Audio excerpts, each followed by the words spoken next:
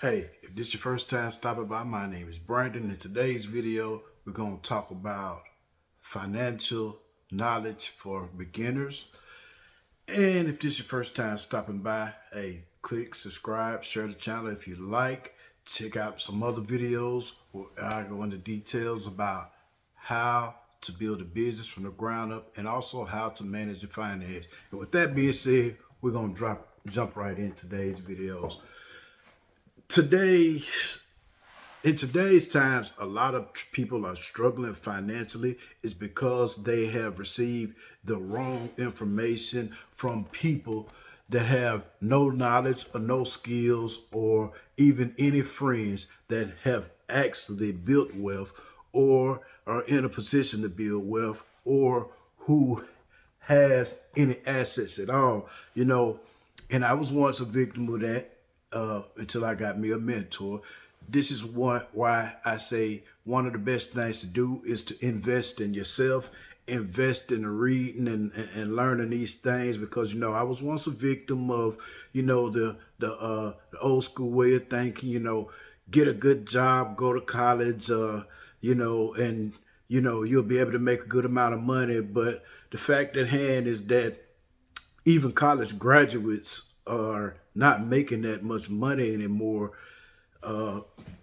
With the average American making $44,000 or less per year, it's crazy how people go to college, spend all this money to get a skill that they hopefully in the future will be able to use to reach that 100,000 mark. That's one thing. You got to stop listening to conventional wisdom and go with some of these other people. Like one of my best books that I've read often is Rich Dad Poor Dad, Robert Kiyosaki. The only problem with Rich Dad Poor Dad is that he tells you about how you can do things, but he never tells you how to get started. And yes, it's great. It's not how much you make, it's truly how much you keep. But here's where the problem lies. Unless you own a business, you're not going to be able to keep much of your money, because when you get taxed on federal, state, depending on what state you live in, people got state taxes, FICA, and everything else, then you get what's left over. As soon as you go to the grocery store or you got to pay your phone bill, electric bill, you're getting taxed on that. So it's pretty hard for the average American to keep any money.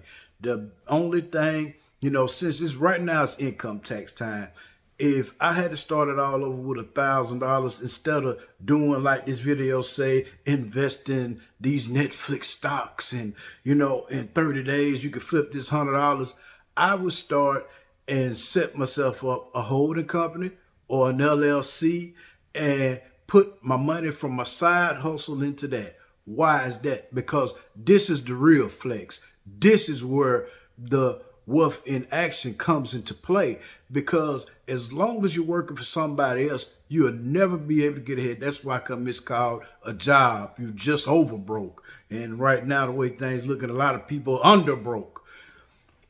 And just by making this move alone, you could save about 70 or 80% of the money you're making, because now that when you set up your business right and you become a corporation and do business as a corporation, doing it in commerce the correct way, you just slash more than half of your bills.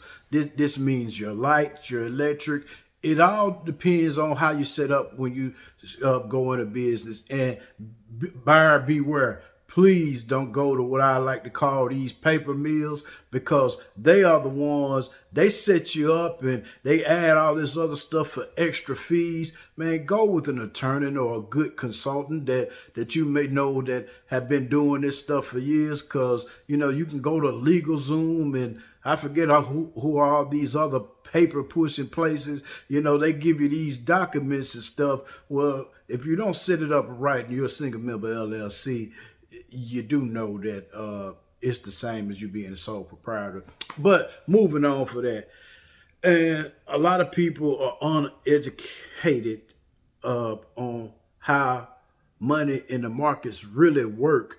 And, same thing, conventional wisdom. Hey, if you want to really grow your money, just stick it with a financial advisor, and he'll help you grow at 8%. Here's my question to Dave Ramsey, Susie Orman. If my money is growing at 8%, then please tell me, why come you don't see these gains? And then as soon as the market goes down, you lose your return, you lose your compounding interest. Compounded interest, my folks, my people, only works when you're getting double-digit returns. Yes, I'm going to just keep it a buck with you. Unless you're getting double-digit returns, you are not going to get no compound interest. And the third thing about this financial literacy is you must learn to get out of debt and use debt. Using debt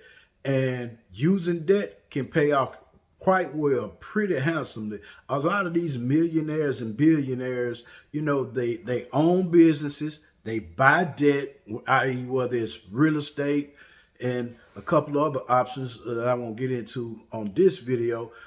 But these are the real financial tools that they really don't want you to know about. I mean, you start a business. Let's say if your business makes $300,000 your first 2 years. Well, see, now not only are you in a different tax bracket, you're on a different playing field, a playing field where you won't be able to see none of a whole bunch of the people that because everybody's investing in stocks, or my 401k grew about 12%. Okay, well, that's great.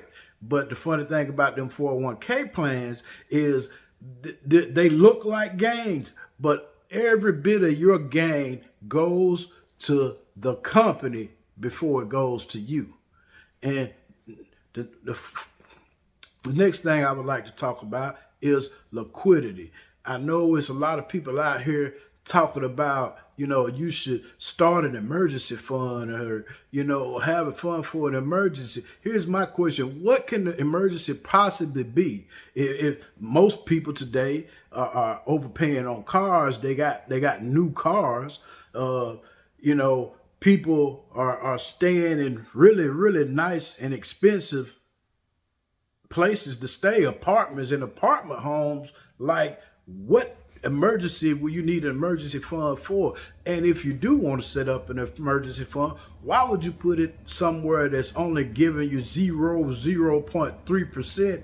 I mean, you could, depending on your age and the health condition you could, get you a whole life policy that grow at 5%. I mean, at least with some of these whole life insurance companies that you can, if you need to borrow the money for an emergency, you can borrow it from the company and still grow your original investment. Ooh, but see, they don't want to tell you that.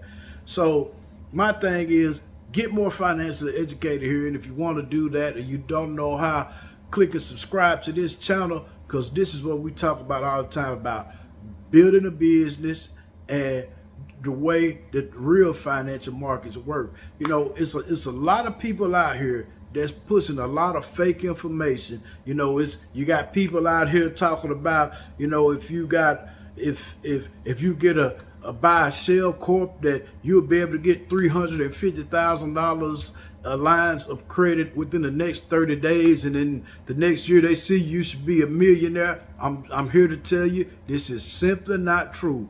If you want to start you a company, use your side hustle, get your credit right, because I don't care who you is and how great your plan is, people are always going to want to check your credit. Hey, and for those of you out there that want to get started in real estate, it's best that you look into, if you got a criminal record, whether you got one or not, you got to clean your records up. You got to clean your credit up, because whenever you go and try to, get people's money, people have a right to pull your criminal background as well as your credit report.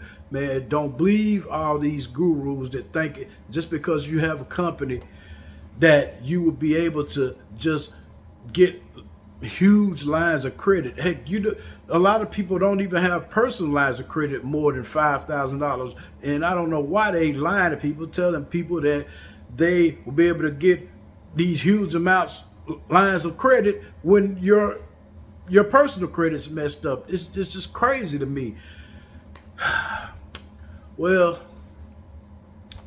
if you stayed this long, thanks for watching my video. Share, subscribe, and we'll do more videos like this. Have a nice day and get yourself financially educated. Thank you.